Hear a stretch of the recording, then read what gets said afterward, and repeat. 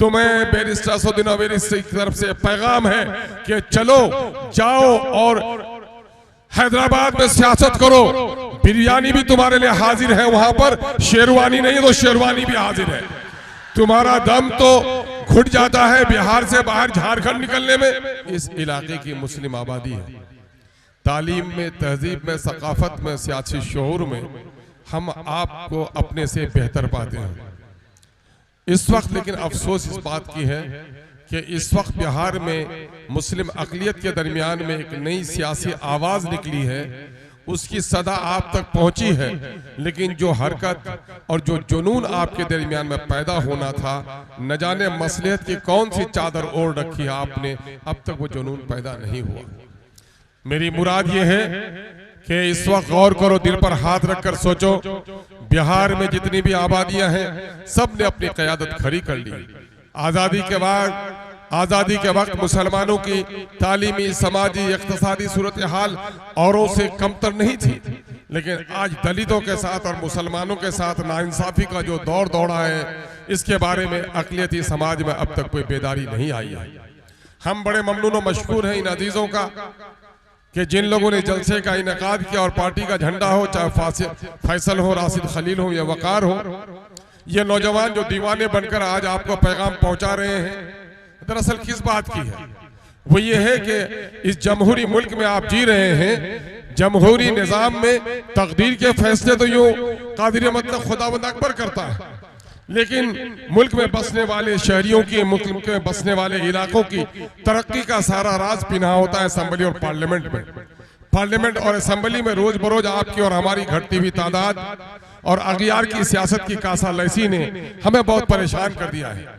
MIM आपके दरमियान में यह बात कहने के लिए आई है, ये पैगाम देने के लिए आई है कि इस वक्त जरूरत इस बात की है कि अपने सफों में क़यादत खड़ी करो। क़यादत जिसमें नहीं है, बड़ा आमियाना जुमला है कि जिसका कोई दल नहीं उसके मसले का कोई हल नहीं, जिस जिस्म में सर नहीं वो लाश है, जिस कौम का कोई लीडर नहीं वो भी मानिंदे लाश है। इसलिए मैं आपको पैगाम देने आया हूं कि बैरिस्टर असदुद्दीन ओवैसी साहब, ये गनीमत, एक दीवाना, एक मजनू आपके दरमियान में आया है, जो सोच अपने दिल में रखता है वो मिल्लत का रखता है, मजलूमों का रखता है, दलितों का रखता है। और इस वक्त बिहार में बहुत सारे लोग कहते हैं कि मैं तो हैदराबाद नहीं जाता हूं, वो हैदराबाद से क्यों चले आए? तो मैंने कहा कि मेरे लीडर ने कह दिया है कि हैदराबाद में सियासत के शौकीन लोगों, तुम्हें बैरिस्टर असदुद्दीन ओवैसी की तरफ से पैगाम है कि चलो जाओ और हैदराबाद में सियासत करो। बिरयानी भी तुम्हारे लिए हाजिर है वहां पर, शेरवानी नहीं तो शेरवानी भी हाजिर है। तुम्हारा दम तो घुट जाता है बिहार से बाहर झारखंड निकलने में, और बैरिस्टर असदुद्दीन ओवैसी आया है तो वो अपने खानदान के लोगों को इलेक्शन लड़ाने नहीं आया है।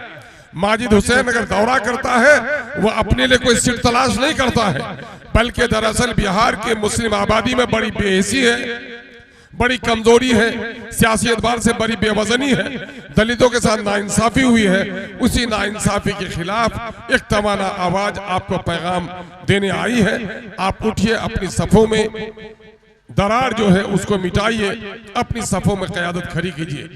बच्चा बाप के मरने पर यतीम होता है और कौमें अपने लीडर से महरूम होने पर यतीम हो जाती है। आज अफसोस के ब्राह्मण भाइयों ने, हमारे भूमिहार भाइयों ने लिख पढ़कर पहले अपनी क़यादत खड़ी कर ली, लेकिन पिछड़े और दलितों ने, चाहे हमारे जादव भाई हो उसकी क़यादत खड़ी हो गई है, हमारे कुर्मी भाइयों की क़यादत खड़ी हो गई है, मल्लाह और माझी की क़यादत खड़ी हो गई है, पासबान की क़यादत खड़ी हो गई है। ए ताज के मेमार, ए लाल किला की फसील पर बैठने वाले गय्यूर मुसलमानों, तुम्हें कभी अपनी इज्जत नफ्स का ख्याल भी है? क्या तुम्हारे दरमियान में कोई क़यादत खड़ी हुई? नहीं हुई है। तो अपनी क़यादत खड़ी करनी है, अपनी क़यादत करनी है तो बहुत हुई झंडा बरदारी, अब लेके रहेंगे हिस्सेदारी। उस हिस्सेदारी का मीरे कारवां बैरिस्टर असदुद्दीन ओवैसी इस वक्त आपके और हमारे दरमियान में